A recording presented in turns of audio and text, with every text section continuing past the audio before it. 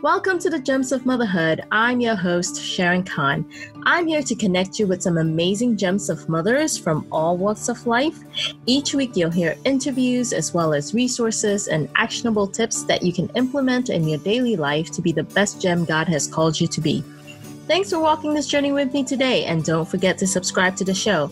Now let's get into episode 11 with Viviana Fusaro-Ramos. And so I would just read to these children as much as I can. The best schools in the world delay the academics until children are 6 and 7 years old. And they really emphasize on learning through play. And I truly believe that. Now, more than ever, parents are thinking about homeschooling. This seems like a hot topic these days. Today, Viviana Fusaro-Ramos is going to talk to us about the value of homeschooling. Now, I met Viviana through my husband almost 7 years ago. Both her and her husband are incredibly talented. Viviana has enjoyed participating in theatrical performances and making people laugh since she was a child. She studied at the Actors Studio Drama School in New York City and also has a bachelor's degree in French and Italian from University of Puerto Rico in Rio Piedras. She currently teaches children and disciple youth at Christian Community Church, in addition to developing Seeds Homeschool and the Wells Center for the Arts. Viviana, welcome to the Gems of Motherhood podcast. It's so good to have you on the show. Oh, it's so good to be here. Thank you so much for having me. Yes. Absolutely. Now, you've homeschooled your children for a while now and even have a school too. Now, can you tell me, first of all, what is homeschool besides the obvious? As I was thinking about this today, I thought homeschooling is the opportunity. I want us to think about the word. It's the opportunity to take ownership of a child's education. It's when a family decides to take on the responsibility of all of the child's education and instead of leaving that in an institution. Now, I say all of a child's education because in essence, every parent is a home educator. You have been teaching them all things since before they were even born. We're talking to them, we're putting music on them. So now you're just adding on the other subjects or the other disciplines that you want them to learn, and that's not only a parent, it could also be an aunt or an uncle. Sometimes grandparents get involved or even a tutor, but it really is bringing it into a different setting that's not the traditional institution or government-led institution or private institution.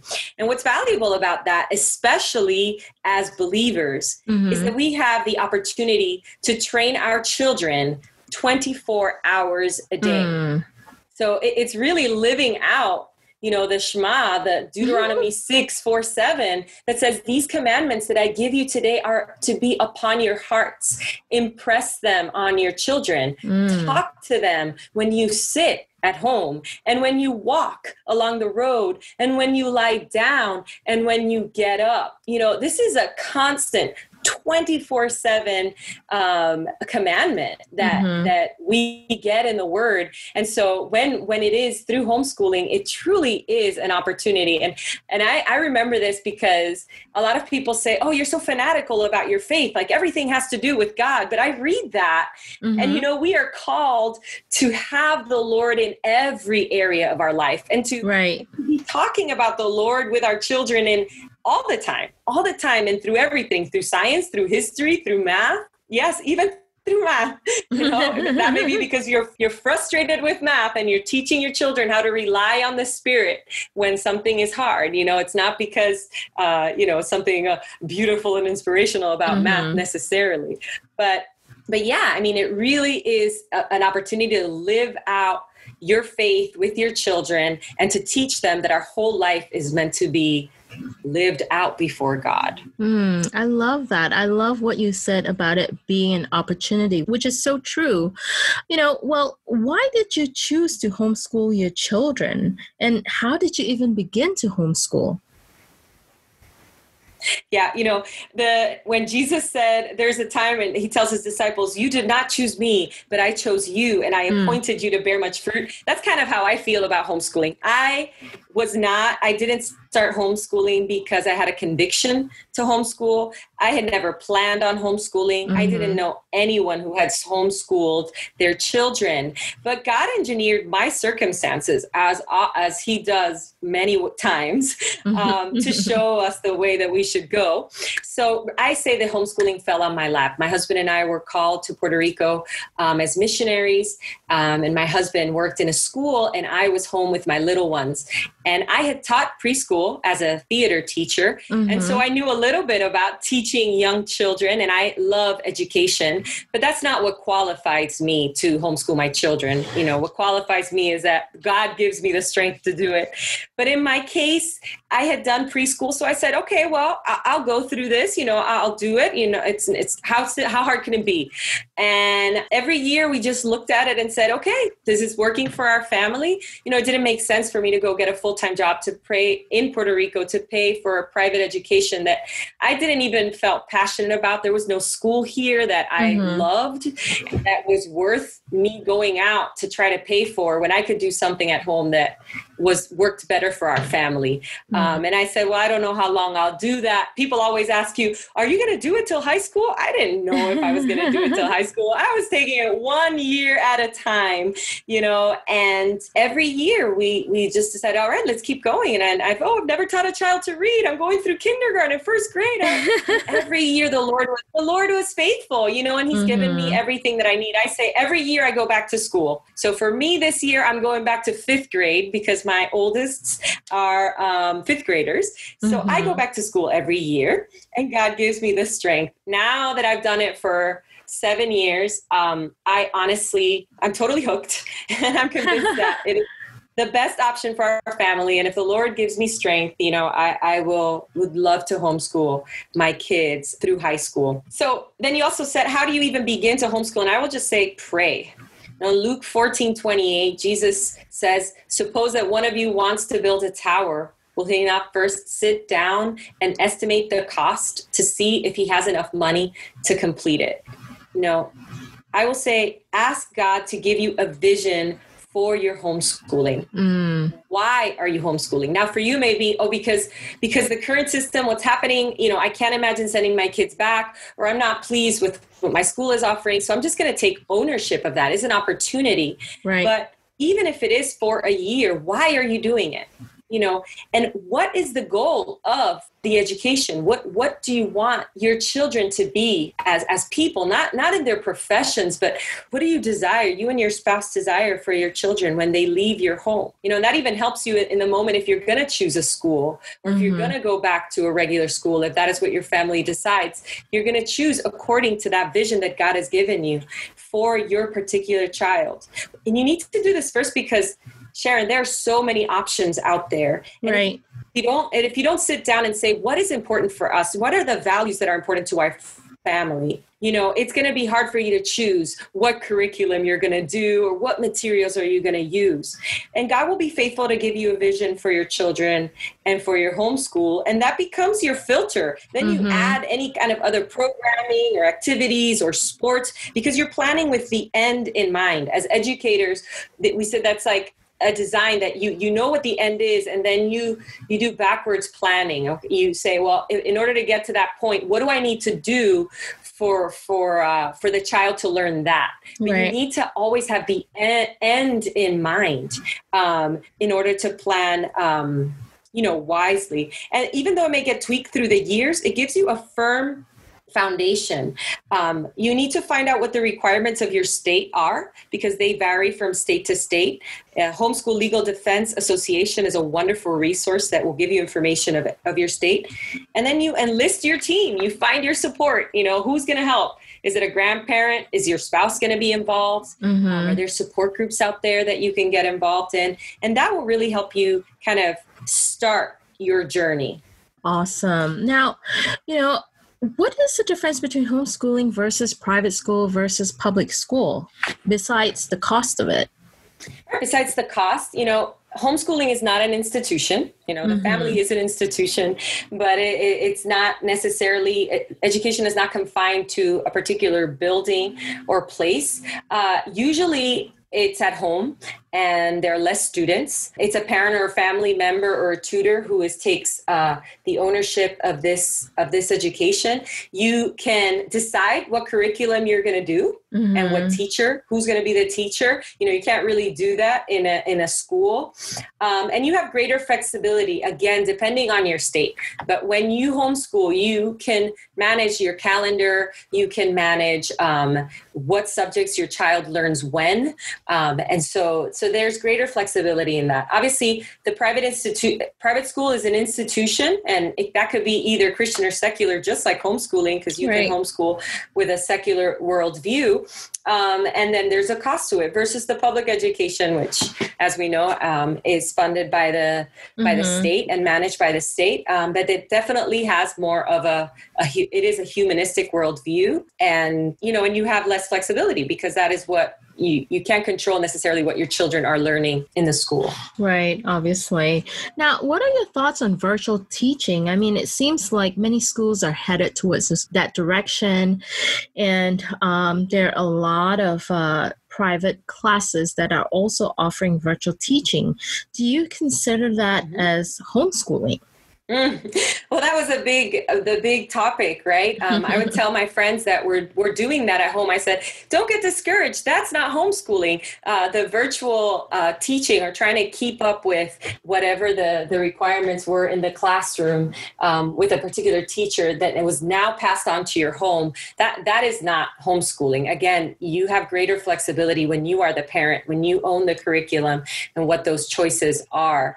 Now, that may work for some people because they work full time and they need somebody to already have the curriculum. And so the virtual learning option is the best option for them. But I personally, my soapbox and my heart is always that technology be moved toward a later stage in a child's development. So those early years and those formative years, you stay away from technology as much as possible. So for me, it was so hard to have to go and become a virtual teacher when our homeschool supplemental program, which we do twice a week here in Puerto Rico, we had to move that. It was hard for me to teach virtually. But again, I realized that this is the vehicle for this time. And so I had to embrace it. So for parents that are in the same boat, I would just say, try to intentionally balance. There's going to be some screen time, give your kids a break from that, or, get some outdoor time, or, try to find those breaks in between. And there's so many classes as well, supplemental classes. Don't overload your kids with technology. Do what is necessary if you choose to stay on the virtual platform. But if not, I also encourage a lot of people to take a break from their school for this year, because it may end up being less stress for you in your family to be able to choose your own curriculum and not have to do it virtually, just for the time being, and then return to the school if that is your choice at the end of the school year. That's very interesting when you said take a break for the year. Wouldn't that make our children fall back? I know that's what a lot of people think. That's really a misconception, because kids don't necessarily fall back when they homeschool. The requirements those are online. You can see what the standards are, what are things that are required by the state. And oftentimes our children get the opportunity to really deepen their understanding and their learning because they have that one-on-one time with you. They get to really ask questions. And so when it's time to come back to the school, I personally believe that will not be an issue. I also think that schools are going to be very forgiving and are going to be desirous of having the kids back in the classroom. So I don't think the schools are going to start making it difficult for parents if they want the kids to go back in school to say, oh no, your child is behind, or oh no, your child can come back. I don't believe that that's going to be the case when that time comes. Right. Now, I mean, how would you homeschool young children who are the ages from 2 to 5? Well, this is the funnest time. I mean, this is just the time that I wish I was doing forever and ever, because it is such a just a joyous time to really relish your kids making discoveries with the world around them. You know, they may read a book somewhere and you don't really know what they're talking about because you weren't there. But when you're there with them all the time, you get to really help them make those connections between what they see in nature, what they read in a book. And so I would just read to these children as much as I can. You know, the best schools in the world delay academic or the academics until children are 6 and 7 years old. And they really emphasize on learning through play. And I truly believe that. You know, my kids just took off and read when it was time, and they were all, and they were 6, they were 7. I didn't have to force them because they were just ready. So we took our time to really enjoy and to lay a firm foundation. You know, like I said, read out loud as much as you can. Start in the word. You want to create that culture of learning, that culture of virtue that we can really just take from the word of God and just relish in our family, in our conversations with them. I would spend as much time as outside as I can. You know, I know that's hard these days. Maybe you have a little park or you have a little balcony, you know, that you can take. And I would start with a few days a week too. Moms, you need to balance your, you know, taking care of the home. Maybe you work from home. And also now your child's education. So doing a few days a week, it's like a diet. You can't do it all at once or you're going to crash. You have to do it slow steps, right? So when my kids were young, we did 2 days a week. Then we added 3 days a week. And it wasn't until they were first graders that I was doing 5 days a week. And it was because I also had little ones in tow. I had a littler one. And so I couldn't have her wait for me to be working with the other ones. And so you have to balance that out as a family. What works for your family? Tackle the different subjects, taking the necessary breaks as well. But I wouldn't put too many academics in those early years. Just learn through play and have fun, just marveling at God's creation. Love that. Now, are there some resources that you would suggest to parents to homeschool? Well, the Homeschool Legal Defense Association is a good place to start for all the legal stuff. But I would really enjoy the Read Aloud Revival. I love books from Sarah McKenzie and Sally Clarkson. I really respect and admire them. That you can do. Their blogs are wonderful as well. You can get a lot of ideas from them. I use my Father's World curriculum. I've used Sunlight just because those are two very literature-rich curriculums. And that is partly why I chose them, because they align with my vision. Right? You choose the materials that go with the vision that you want for your family. So those are some of the resources I use that I recommend. Awesome. Those are great. How do you suggest for parents to create a space to homeschool their children? I mean, how big of a space do we need?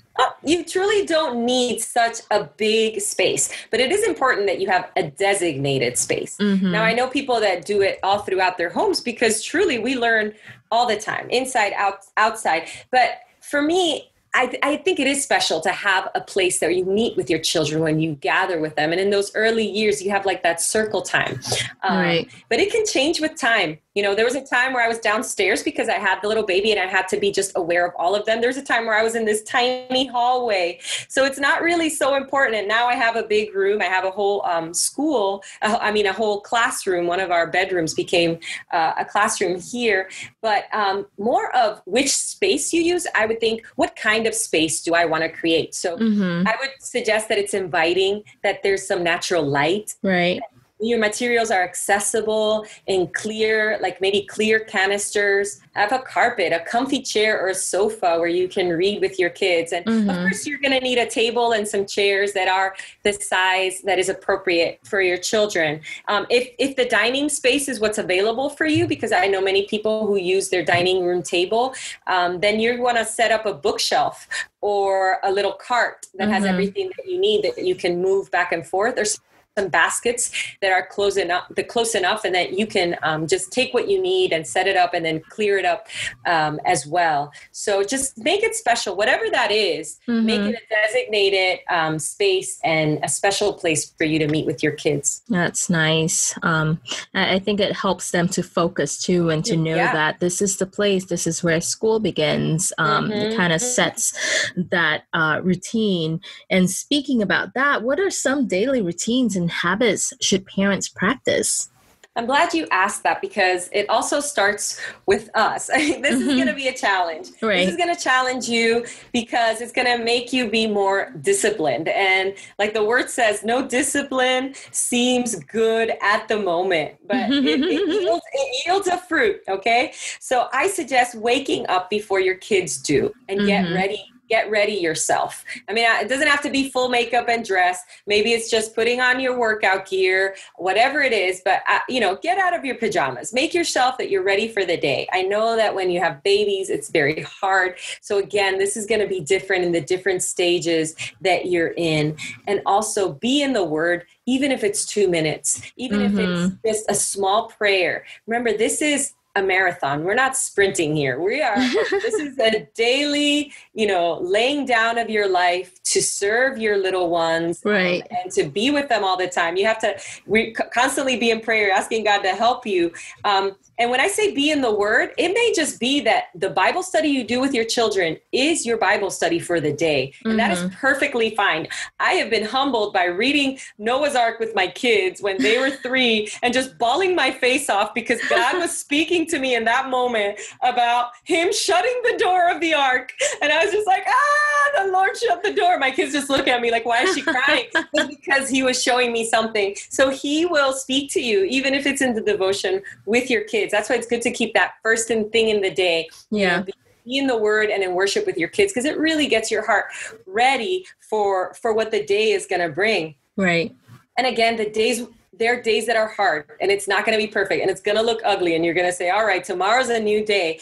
But we set a realistic standard that works for us, and we shoot for it. Right. Again, it's important to have an end in mind. I mean, this is what my day ideally looks like.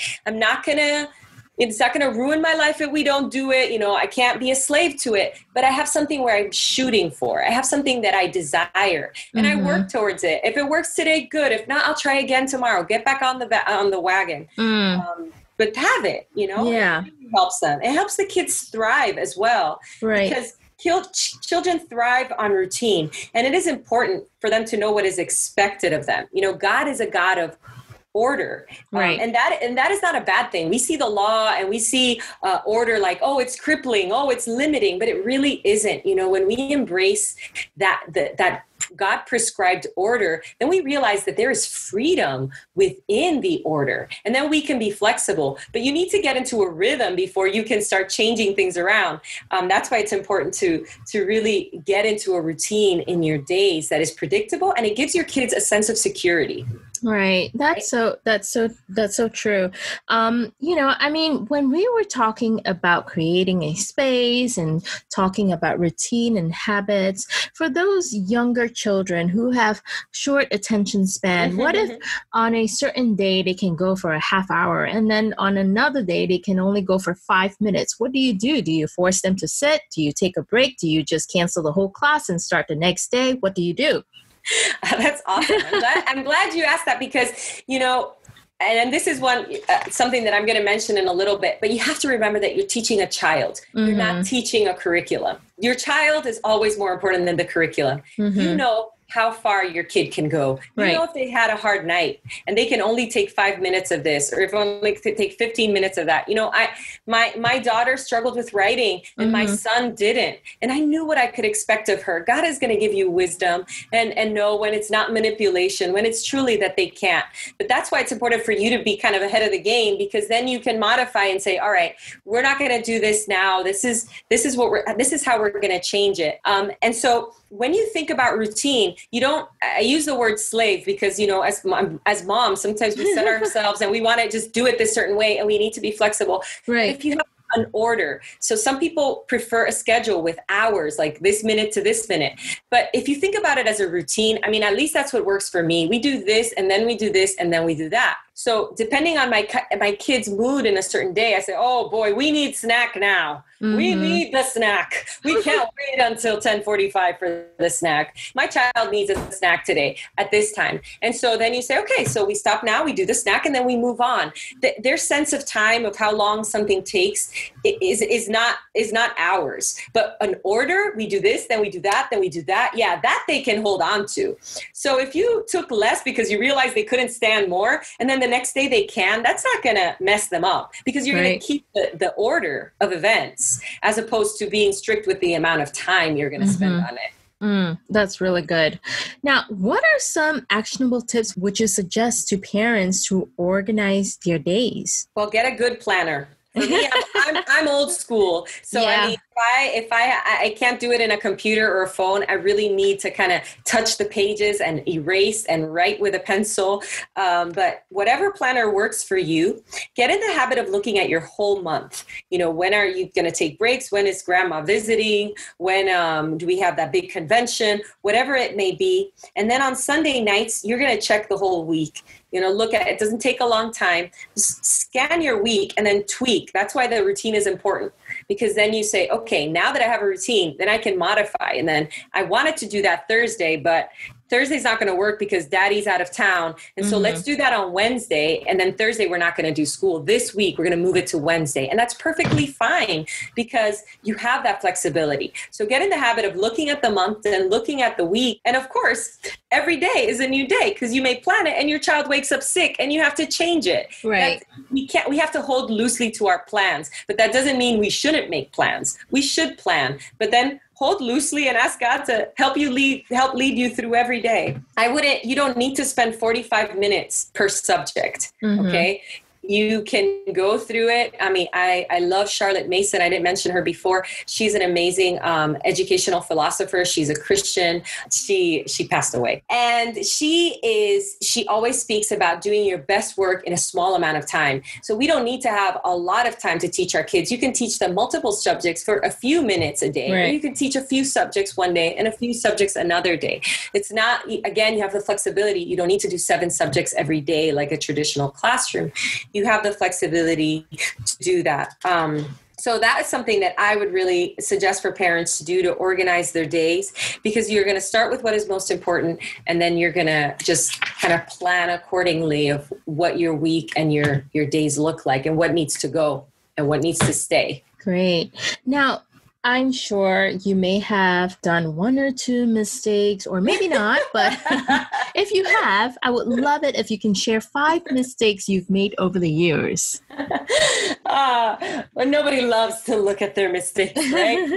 But if we learn from them, that is a good thing. So I guess when I was thinking about this, number one, comparing myself to other people, or comparing myself to another homeschool, or to another teacher. We've all gone down the Pinterest spiral of things to do and all of the different choices. And what if I'm making the wrong choice and I'm not giving my kids the best? We have to just stop comparing ourselves. I think I've also wanted to stay in the past with a traditional calendar. Maybe, my husband used to teach regularly at a school. So I would try to do everything according to the breaks of a traditional classroom. So it just embrace the freedom. You don't need to do school from September to June. You can move your weeks and your vacations around. And that's what we do now. We try to do year-round homeschooling. We do a few weeks on, a few weeks off. Right. And we do what works for our family. I mentioned this a little bit before, but I think I've forgotten sometimes. There are moments where I forget that there's a person in front of me and it's not the content that's important. It's my child. It's their heart. And so those moments that we get frustrated because it's not working, or because they're having a hard time, or they're giving you a little bit of attitude. And honestly, my kids are really great, and homeschooling has worked really well with them. But there are days where they're just tired, or, where there's some heart issues, some sin issues, some power struggles. And I forget, I've forgotten that it's the heart that matters. It's not the math. It's not the writing in that moment, and to kind of drop it and just address what the heart issue is there. I've also been hard on myself. I think we need to be a little bit more gracious with ourselves, with our kids. And I make like a mental scan of my day at the end of the day, and I say, oh, I should have done this and I should have done that. And maybe that didn't work. And, just kind of rest and trust more and not be so hard on myself. And finally, I would say sometimes you get antsy. Sometimes I get antsy and I want to change something that's not working in terms of curriculum. Like, oh, right. I don't know. I don't know if they like that book, and maybe I should change that book. But I've learned that any curriculum done well will yield fruit. Then the changing of too many things is really in the end not good for your child. So sticking with it. And I've actually been surprised. There's been novels that I've started and I've said, oh my goodness, I don't know why they recommend this book. And then I finished with, and I said, oh, I'm so glad we read it. So I guess I've learned to stick with something. My husband helps me with this when I get antsy. And he says, remember to just stick with what you've already chosen and why you've chosen it. Go back to the reason you chose it. Love why. That. And that's why the vision is also important, because you go back and you say, yeah, this other thing looks really great, but what do I actually have? And just to be faithful with what you have will always yield results. Right. Now, how would you encourage moms who are overwhelmed right now between work and homeschooling? Because there are a lot of, families who have transitioned to homeschooling, especially with what's going on these days. Well, I would encourage all these families to keep it simple, that less is more, especially when you have multiple children.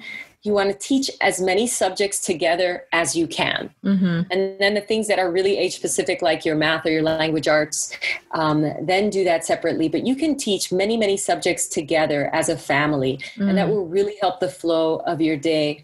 It's important for us to consider what our kids' learning styles are, because not all kids fit with a certain mold, and you may need to modify according to that. Just as when we get married, we become a student of our spouses. You are becoming a student of your child. You're going to learn more about your child, but you know what? God has equipped you. Nobody knows your child more than you do, and you'll be surprised. You'll be surprised that your instincts will ring true in this time. But think about yourself too as a teacher. What inspires you? And integrate that into your homeschool. If you like to be out in nature, then make time and make that part of your homeschool. Maybe you are a very sociable person. And again, I know that this is hard now considering all the social distancing, but try to schedule times with friends and play dates, maybe outside, whatever works, or music or art or sports, because that is going to help you. It's going to bring joy into your homeschool as well, because you're connecting with the things that really kind of also inspire you, and you can transmit that. We are life givers as mothers. And so we are commissioned to impart the life of God that is in us to our children. And so that may look different for you than for another homeschooling mom. Don't be afraid to ask for help. Evaluate all the options and possibilities, and also team up with another mom. It may be possible for you to teach with another mom, and maybe half of the time that they do it, it could be a neighbor or a good friend of yours, somebody that you feel peace about partnering up in this time, that you have a common philosophy of education. But, get your tribe. Surround yourself with the people that are going to help you in this journey, and are going to help you laugh. I have some amazing women friends that we just sit back, watch our kids play, and have a cup of coffee, and we just laugh together and encourage one another. Don't forget to make time for that. Right. Yeah, that's so good. In addition to that, what are some actionable tips would you suggest for moms to take the step of faith to homeschool their children? Well, mamas, remember that God is on your side.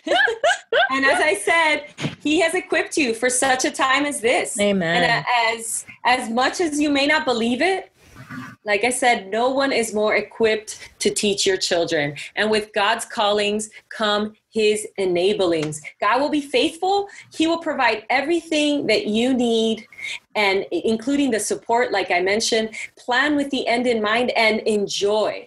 Accept that you're going to make mistakes. Accept it. You just have to do it. Sometimes I just have to say, yes, maybe my kids would be getting a better education somewhere else. Maybe that school is better or that. Accept it. Embrace it. But this is part of God's plan. Because if we just spend our life thinking about all the endless possibilities, we are going to just rob ourselves of the joy of just being with our children that time. So just accept it, embrace it, and girl, God's got you. I mean, Amen. You are going to be all right. That's right. If God has called you for it, he will equip you, right? Amen. Amen. Totally. Yeah. Now we're almost at the end of the show, but is there anything else you would like to share with other gems of mothers out there? Well, if you are embarking on this journey, I do want to say congratulations. Now, why do I say that? Because I know a lot of people want to say like, oh, ooh, you're going to homeschool. Oh, like people say, oh, you're getting married. Oh, your freedom is done. Or, oh, the kids come. Forget the honeymoon. People want to be like very negative about stuff. It's like, oh, you're very happy now because you're just dating. Wait till you get married. That's when the troubles start. People start to say that and are negative about stuff. And I want to just encourage you. And I want to say congratulations. This is a good thing. It is a blessing. It is an opportunity, like I said at the beginning. So enjoy your time with your children. Keep eternity in view and take every opportunity, even in your own brokenness and inability, okay? Even in your own brokenness and inability, you can point your children to our gracious Lord Jesus. So don't be afraid to make mistakes. He is with you, and just ask him to be glorified in and through your home in this season, or for however long it may be that you will do this. Amen. I love that, where we can get to congratulate our mama to just be able to spend that time with the children, because who knows when this next time will come. Just need to see everything in a positive light, and that this is the opportunity, like you said, that God has given parents and families to be able to homeschool your children, to be a blessing, to be a better model for them. So Viviana, I just want to thank you so much for all the gem nuggets that you were able to share with us. It was just truly a blessing. So good to be here. I love you very much. So thanks so much for having me. Yes. Well, I hope you enjoyed this episode of Gems of Motherhood podcast. If you're wanting to connect with more amazing gems of mothers and more resources, head over to gemsofmotherhood.com, where you can subscribe to the show. That's where you'll find show notes with actionable tips and any links mentioned by our guests. Most importantly, I hope you will find inspiration and learn to cultivate your own journey. You are loved. You're an incredible gem to God. He knows you intimately. He knows what you're going through, and he knows what you need. Remember, you are fearfully and wonderfully made in him. Be sure to tune in next week for our next episode.